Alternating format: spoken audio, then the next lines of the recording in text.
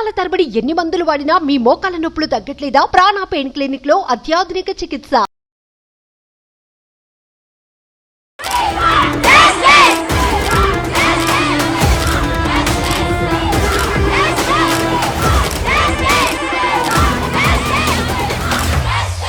Welcome to Suman TV. నేను మీ Suman TV. Nag Kolkata ఇన్సిడెంట్కి సంబంధించిందే ఒక అప్డేట్ నడుస్తూ మనం చూస్తూ ఉంటే అదే దారుణమైనటువంటి బాధాకరం అని చెప్పేసి మనం అనుకుంటూ ఉంటే ఏపీలో జరిగినటువంటి ఇన్సిడెంట్ అది కూడా ఇంకా బాధను మిగిల్చేలానే చేసింది. సో ఎటువైపు చూసుకున్నా కూడా ఈ విషయాల్లో జస్టిస్ అనేది త్వరగా రావాలని కోరుకునేటువంటి విషయాలే. కానీ ఏపీలో అది కూడా మన తెలుగు రాష్ట్రాల్లో ఇటువంటి దారుణాలు జరగడం అనేది చాలా బాధాకరం. దీన్ని ఏ రకంగా చూసుకున్నా కూడా మనం సహించలేనటువంటి విషయం అది.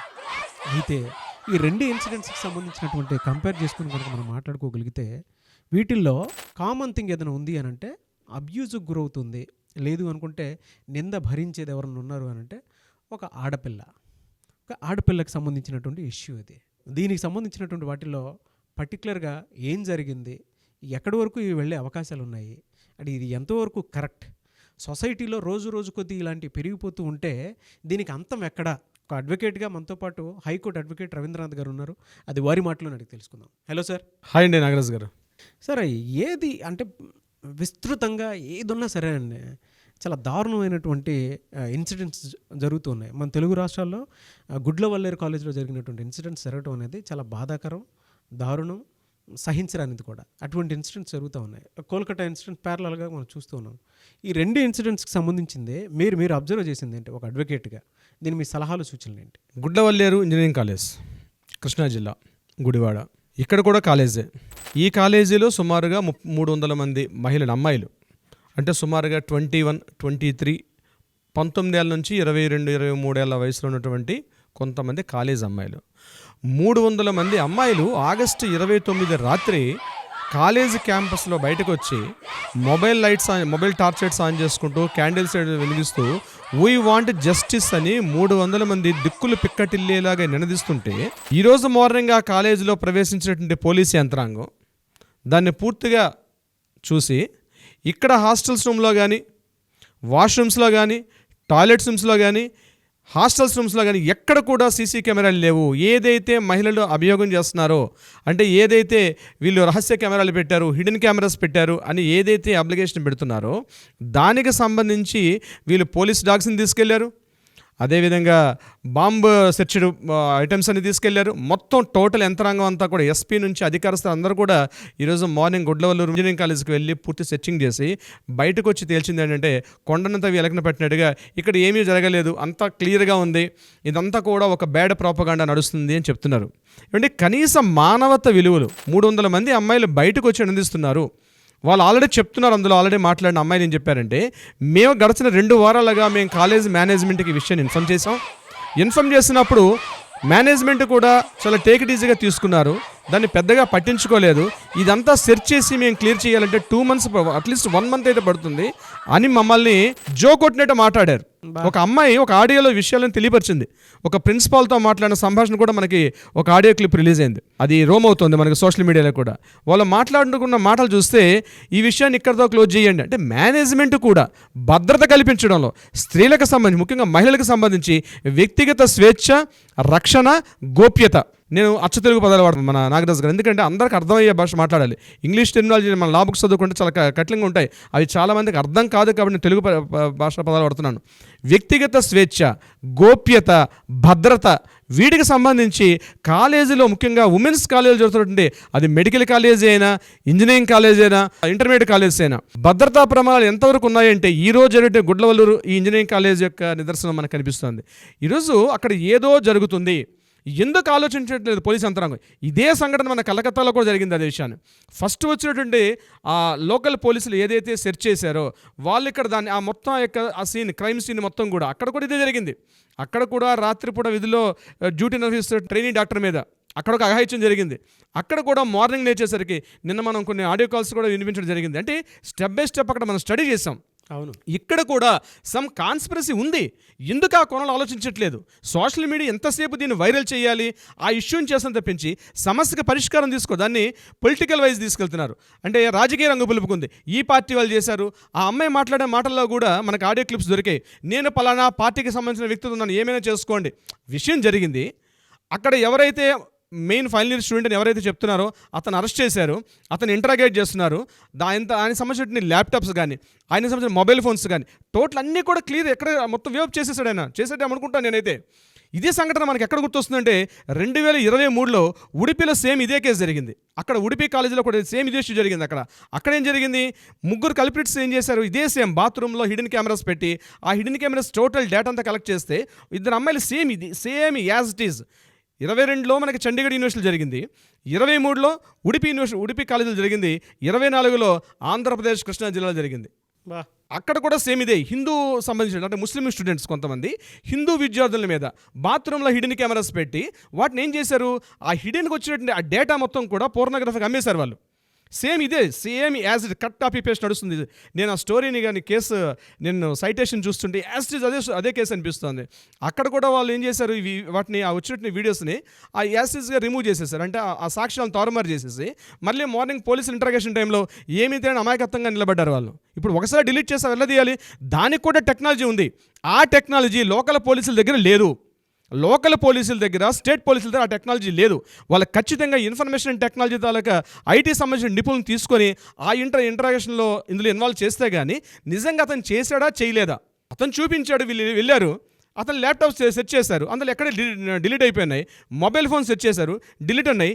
ఇతర ఎలక్ట్రానిక్ గ్యాడ్జెట్స్ని చెక్ చేశారు, అందులో కూడా డిలీట్ అయిపోయినాయి. ఎక్కడ లేవు. Yes I'm very clean chit అన్నట్టుగా మాట్లాడుతున్నారు. దీన్ని బయటకు వచ్చే పోలీసులు ఇక్కడ క్లీన్ చిట్ అయిపోయింది, ఇక్కడ ఏం లేదని చెప్తున్నారు. కానీ ఆ విద్యార్థుల యొక్క అమ్మాయిల యొక్క ఘోషణ ఎందుకు పట్టించుకోలేకపోతున్నారు? ఆ అమ్మాయిలు మాట్లాడుతున్నారు, సార్ ఇక్కడ జరిగింది, ఇక్కడ మా కాలేజీలో ఈ సంఘటనలు జరుగుతున్నాయి, ఇది రిపీట్ అవుతున్నాయి. వాళ్ళ వెర్షన్ ఎందుకు ఆలోచించట్లేదు? దీన్ని మిస్గైడ్ చేస్తున్నారు. నేనేమంటున్నానంటే ఉడిపి కేసుని రిపీట్ చేసుకోగలిగితే అక్కడ న్యాయం జరిగింది వాళ్ళకి. వాళ్ళు టెక్నాలజీ పర్సన్స్ పిలిపించారు, టెక్నీషియన్స్ పిలిపించారు. ఈరోజు చాలామంది టెక్నీషియన్స్ ఉన్నారు, మన హైదరాబాద్లోనే ఉన్నారు. చాలామంది డిలీట్ అయిన డేటాను కూడా, ఈవెన్ ఐఫోన్స్లో ఉన్న డేటాను కూడా రికవరీ చేసే టెక్నాలజీ ఉంది. అయితే దానికి టెక్నికల్, దానికి ఉన్నటువంటి లీగల్ పారామీటర్స్ కొన్ని ఉంటాయి. దానికి సంబంధించిన వ్యక్తులు ఇమీడియట్గా వాళ్ళని కస్టడీలో తీసుకోవాలి. ఇక్కడ పొలిటికల్ ఇన్ఫ్లుయెన్స్ లేకుండా వాళ్ళని కూడా తీసుకొని ఆ గాడ్జెట్స్ మీద కానీ ఒక నిఘా పెట్టి ఒక ఎంక్వైరీ వేస్తే ఖచ్చితంగా నిజాలు బయటకు వచ్చే అవకాశం ఉంది. అయితే స్టేట్ గవర్నమెంట్ ఇమీడియట్గా స్పందించారు.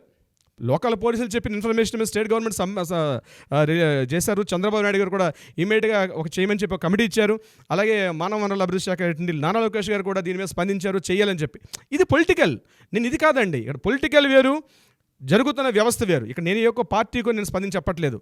ఏ పార్టీలు స్పందించి తమకు అనుకూలంగా మార్చుకున్న ప్రయత్నం చేస్తే ప్రతిపక్షాలు, ఇక్కడ ప్రతిపక్షాల అధికార పక్షాలను పక్కన పెడితే జరిగిన న్యాయం ఇక్కడ మనం మాట్లాడుతుంది అమ్మాయిలకు జరుగుతున్న అన్యాయం. ముందే మనం చెప్పాం, వ్యక్తిగత స్వేచ్ఛ, అమ్మాయిలకు వ్యక్తిగత స్వేచ్ఛ ఉండాలి, ఒక గోప్యత ఉండాలి, భద్రత ఉండాలి. ఈరోజు కాలేజీల్లో తెల్లవారు అమ్మాయి కాలేజీకి బ్యాగ్ పట్టుకుని వెళ్తే సాయంత్రం వచ్చేసరికల్లా ఏ న్యూస్ తీసుకొస్తుందో అనే భయపడే స్థితిలో ఉన్నారు పేరెంట్స్. రోజుకు ఒక సంఘటన జరుగుతుంది. కోల్కతా ఇన్సిడెంట్ ఇంకా మర్చిపోలేదు మనం. అదే ఇన్సిడెంట్ ప్యారలల్గా ఇక్కడ కూడా, అంటే విక్టిమ్ ఎవరు అని అంటే ఎండ్ ఆఫ్ ద డే ఆడపిల్లే. 100% అండి, ఆడపిల్లే. మన పిల్లలు కాలేజీకి వెళ్తున్నారు, కాలేజీకి వెళ్ళి మాట్లాడే దీంట్లో అవును సోషల్ మీడియా విస్తారంగా అదొక పెద్ద భూతంగా విస్తరించిపోయింది. ఎందుకంటే మొబైల్ ఫోన్ చేతిలో లేకపోతే ఏది కూడా మనం చేసుకోలేని పనిలో ఉన్నాం. ఇటువంటి సందర్భాల్లో మహిళలు, అమ్మాయిలు, ముఖ్యంగా వాళ్ళు టీనేజ్ దాటి అప్పుడు అడాల్సెన్స్కి వెళ్తున్నటువంటి ఏజ్ అది. వాళ్ళకి ఏది మంచో ఏదో చెడు తెలియదు, ఎవరో ఇన్ఫ్లుయెన్స్ చేయబడతారు. తెలుసు, మనం చాలా ఎపిసోడ్లు కూడా చేసాం మనం దానికి సంబంధించి. ఇప్పుడిప్పుడే ఎదుగుతున్నటువంటి ఒక సొసైటీలోకి రాబోతున్న మహిళలు, అంటే వాళ్ళు డెవలప్ అయ్యి సొసైటీలో మార్చాల్సిన ఆ ఏజ్ గ్రూప్ అమ్మాయిలు, ఇట్లాంటి సంఘటనలు కానీ వాళ్ళ మెదడులో పడితే వాళ్ళు ప్రతిదీ అనుమానాస్పదంగా చూస్తారు. నేనేమంటున్నానంటే ఇది ఇమీడియట్గా ఒక న్యాయ నిపుణుల కమిటీ, హైకోర్టు ఇమీడియట్గా స్పందించి, బహుశా నేను వస్తుందని అనుకుంటున్నాను. నేను లోకల్ పోలీసులు చేస్తారా చేయని నేను చెప్పట్లేదు, వాళ్ళు చేస్తారా చేయడం దట్ ఈస్ సెకండరీ. బట్ ఒక న్యాయ నిపుణుల కమిటీని ఇమీడియట్గా వేయాలి. ఆ రికవరీ గాడ్జెట్స్ అన్నీ కూడా ఇమీడియట్ రికవరీ చేసుకొని దానికి ఒక టెక్నికల్ సపోర్ట్ రావాలని చెప్పడం జరిగింది. ఉడిపి కేసుని తీసుకోమని చెప్తున్నాను. 23లో జరిగిన ఉడిపి కేసే స్టేట్ పోలీసులు ఇప్పటికి కూడా దాని సైటేషన్ తీసుకోగలిగితే డెఫినెట్గా న్యాయపరంగా క్లియర్ ఇన్ఫర్మేషన్ వచ్చే అవకాశం ఉంటుంది. కలకత్తా విషయానికి మనం కంపారిజన్ చేసుకుని వస్తే, ఇక కలకత్తా విషయానికి వెళ్ళినట్లయితే అక్కడ కలకత్తా లోకల్ పోలీసులు కూడా ఇన్వెస్టిగేషన్ చేశారు. వాళ్ళ ఎంక్వైరీ బాలేదని చెప్పి పేరెంట్స్ ఇమీడియట్గా అక్కడ మ్యాజిస్ట్రేట్కి రిఫర్ చేయడంతో చకచకా పరిణామాలు జరిగాయి. ఇక్కడ నేనేమంటున్నానంటే ఈ సంఘటన ఇంచుమించు అక్కడ హత్య మర్డర్ జరిగి, అక్కడ రేపు మర్డర్ జరిగింది. ఇక్కడ అమ్మాయిల యొక్క వ్యక్తిగత స్వేచ్ఛను హరించాడు. ఈరోజు దీనికి ఇక్కడ అడ్డుకట్ట వేయకపోతే ఇది ఏ పరిణామానికైనా దారితీసే అవకాశం ఉంటుంది. మరొక సంజయ్ రాయ్ లాగా మరొక కల్పిట్స్ కూడా తయారయ్యే అవకాశాలు ఉంటాయి. అంటే అబ్బాయిలు కలిసి కో ఎడ్యుకేషన్ చదువుతున్న కాలేజీల్లో ప్రికాషన్స్ తీసుకోవాల్సిన ఆవశ్యకత ఉంది. కలకత్తా విషయానికి సంబంధించి మరొకసారి కంపారిజన్ చేసుకుందాం. మరొకసారి నాగరాజు గారు, కలకత్తా జరిగిన సంఘటన దగ్గర అది కూడా మిడ్ నైట్ జరిగింది. ఇక్కడ కూడా మిడ్ నైట్ నిన్న నిరసనకారులు ధర్నాలు చేసేంత కూడా మిడ్ నైట్. అక్కడ కూడా స్టూడెంట్స్ ప్రొటెక్ట్ చేస్తున్నారు, రోడ్ల మీద ఎక్కారు, వీ వాంట్ జస్టిస్ అంటున్నారు, ధర్నాలు చేస్తున్నారు, ఒక పెద్ద నిబంధన ర్యాలీ చేశారు అక్కడ. కానీ అంత ఏకీకృత ఇక్కడ వస్తుందా మన తెలుగు రాష్ట్రాలు వస్తుందంటే నాకైతే అనుమానాస్పదమే. స్పందించే గుణం తెలుగు వాళ్ళకి తక్కువ. నేను గంటబద్ధంగా చెప్తాను నాగరాజు గారు. మహిళల పక్కన చేస్తే సోషల్ మీడియాలో తీసుకొని ఆ వ్యూస్ చూసుకుంటారు, ఏం జరిగిందో వైరల్ చేస్తున్నారు. ఇవాళ సోషల్ మీడియా వాళ్ళు కూడా చేస్తున్న పని అదే, వైరల్ చేస్తున్నారు. కానీ అసలు సందర్భం ఏం జరిగింది, సంఘటన ఏం జరిగింది, దీని మీద మహిళలకు మనం ఏం భద్రత కల్పిస్తున్నామని సోషల్ మీడియాలో మాట్లాడుతున్నాం. కానీ మనం చేసే పని డిఫరెంట్గా, మనం న్యాయపరంగా మాట్లాడుతున్నాం. కానీ వైరల్ చేసే ఉద్దేశంతో వెళ్తున్నాయి. ఇక్కడ అవాకులు చెవాకులు రాజకీయ స్వార్థాలు కానీ ఇంకొకటికి తావీయకూడదు. ఈరోజు గుడ్లవర్లేరు ఇంజనీరింగ్ కాలేజీలో ఏం జరిగింది, ఆ కాలేజీలో పూర్వపరాలను పూర్తిగా నిశ్చితంగా ఒక కమిటీ వేసి ఆ కమిటీ కూడా ఎటువంటి ప్రలోభాలకు లోనవ్వకుండా పారదర్శకతతోటి ఖచ్చితంగా పనిచేయగలిగితే భరోసా కల్పించాలండి. వీళ్ళ విద్యార్థులు రాష్ట్ర వ్యాప్తంగా ఉంటుంది, దేశవ్యాప్తంగా ఉంటుంది, ముఖ్యంగా మన రాష్ట్రంలో ఉంటుంది. ఈరోజు పేరెంట్స్ ఈ సంఘటనలు కంటిన్యూ జరుగుతుంటే అమ్మాయిని కాలేజీకి పంపించాలంటే భయపడే స్థాయికి వచ్చారు. ఆ భద్రత కల్పించాల్సిన బాధ్యత ఎవరిది? పాలకులది. దాన్ని చేస్తున్నటువంటి బ్యూరోక్రాట్స్ ఖచ్చితంగా దాని మీద స్పందించాలి. మేము ఉన్నాము, మీరు రండి కాలేజీలకి, మీరు హ్యాపీగా వచ్చి మీరు చదువుకోవచ్చు, మీరు ఉద్యోగాలు చేసుకోవచ్చు అన్న భరోసా కల్పించాల్సిన పరిస్థితి ఈరోజు ప్రభుత్వ యంత్రాంగం మీద అయితే ఉంది. ఖచ్చితంగా అది చేయాల్సిన బాధ్యత పాలకులు ప్రభుత్వ యంత్రాలు కలిసి చేసినప్పుడే ఇది సాధ్యపడుతుంది. ఎప్పుడూ న్యాయ వ్యవస్థ ప్రొటెక్ట్ చేస్తుంది. కానీ యంత్రాంగం మాత్రం ఖచ్చితంగా ఈరోజు భరోసా కల్పించాల్సిన పరిస్థితి. చూడండి, ఖచ్చితంగా ఈ సంఘటన జరిగిన తర్వాత వారం రోజుల పాటు కాలేజీకి హాలిడే ఇచ్చారు. ఏం చేస్తారు వారం రోజులు? ఏం సాధించాలనుకుంటున్నారు? అక్కడ కూడా భద్రత కల్పించాలా. ఈరోజు విద్యార్థులకు కానీ వాళ్ళ పేరెంట్స్కి కానీ మా అమ్మాయి ఈరోజు కాలేజీకి వెళ్ళి చదువుకోగలుగుతుంది హ్యాపీగా అన్నది చేయగలేకపోతే ఖచ్చితంగా రాష్ట్ర ప్రభుత్వం అప్రతిష్ట అభాస పాలైపోతుంది. రాష్ట్ర ప్రభుత్వం ఎన్నికల్లో ఎంత పోరాటంతో గెలిచారో ఈరోజు ఒక సమస్య వచ్చింది. ఈ చిన్న సంఘటన అనుకోకండి. ఖచ్చితంగా ఈరోజు పేరెంట్స్ కొన్ని వందల మంది డౌట్ పడుతున్నారు, అమ్మాయిని వెళ్ళాలంటే భయపడే స్థితికి వచ్చేస్తున్నాయి స్థితిగతులు. కానీ వాళ్ళకి ఖచ్చితంగా భరోసా కల్పించాల్సింది ఖచ్చితంగా రాష్ట్ర ప్రభుత్వం, పాలనా యంత్రాంగం చిత్తశుద్ధితో అన్ని పనులు పక్కన పెట్టి దీని మీద నిలబడగలిగితే ఖచ్చితంగా న్యాయం జరుగుతుంది. నాగరాజు గారు, దీనికి సంబంధించి మనం పేరెంట్స్కి చెప్పేది ఒకటేనండి. మీరు పిల్లల కాలేజీకి వెళ్ళేటప్పుడు కానీ మీ పిల్లల హాస్టల్స్ ఉండేటప్పుడు కొంత కేర్ తీసుకోండి. మీ పిల్లలకు సంబంధించి వాళ్ళ పర్సనల్ విషయాలు మాట్లాడుకునేటప్పుడు రాజకీయ ప్రలోభాలు అంటే ఎవరైనా చెప్తే ఇన్ఫర్మేషన్ ఎక్కడ భయపెడతారో ఎటువంటిది అవసరం లేదు. మనం ఖచ్చితంగా వాళ్ళ తరపున ఏదైనా అన్యాయం జరిగితే, ఇటువంటి ఇన్సిడెంట్ జరిగితే మనం ఖచ్చితంగా వాళ్ళకి న్యాయ సహాయం చేయడానికి అందుబాటులో ఉంటాం. మనం డెఫినెట్గా ఉంటామండి. అదేవిధంగా అట్ ద సేమ్ పేరెంట్స్తో పాటు ప్రభుత్వాలు కూడా మనం చెప్తున్నాం, మా తరపు నుంచి ఏదైనా న్యాయ సహాయం కావాలంటే కూడా డెఫినెట్గా మనం ముందుకొచ్చి సహాయం చేసి అందుబాటులో ఉంటాం. వాళ్ళకైనా మనకైనా చేయాల్సింది ఏంటి? ఈరోజు ప్రజల భద్రతాభావంతో మెలగాల్సిన అవసరం కోసం మనం చూస్తున్నాం. ఒప్పించాలని చెప్తున్నామండి. ఈ ఇష్యూని కానీ ఇక్కడతోటి పాలనా యంత్రాంగం సపోర్ట్ చేసి ప్రభుత్వానికి అనుకూలంగా అంటే ప్రభుత్వం ఒక భరోసా కల్పించకపోతే రాబోయే రోజుల్లో గడ్డు పరిస్థితులు ఎదుర్కొంటారు. అక్కడ మెడికల్ కాలేజ్ ఏంది, ఇక్కడ ఇంజనీరింగ్ కాలేజ్ ఏంది, రేపు మరొక కాలేజీ అవకాశం ఉంటుంది. దీనికి ఇక్కడే మనం కాదు ఫుల్ స్టాప్ పెట్టాల్సిన ఆవశ్యకత ఉంది. డెఫినెట్గా యాజ్ బీయింగ్ ఎన్ అడ్వకేట్గా దీనికి సంబంధించి న్యాయపరంగా ఎటువంటి డౌట్ పడకుండా సంప్రదించండి. ఎవరైనా ఎవరైనా స్త్రీలు ఇటువంటి నాట్ ఓన్లీ కాలేజెసే కాదని చెప్పేది, స్టూడెంట్స్ కావచ్చు, గృహిణులు కావచ్చు, వ్యాపార సంస్థలు కావచ్చు, ఉద్యోగ సంస్థలు కావచ్చు, ఇలాంటి హెరాస్మెంట్స్ని ఎదుర్కొంటున్నారు. ఎవరైనా మిమ్మల్ని ట్రాప్ చేస్తున్నారు, ఎవరైనా భయపెడుతున్నారు, ఎవరైనా మిమ్మల్ని ఇన్ఫ్లుయెన్స్ చేస్తున్నారంటే భయపడకండి. మీ వెనకాల చట్టం ఉంది, మీకు రక్షణ చట్టాలు ఉన్నాయి. ఖచ్చితంగా మేము సపోర్ట్ చేసే అవకాశం ఉంటాం మీకు.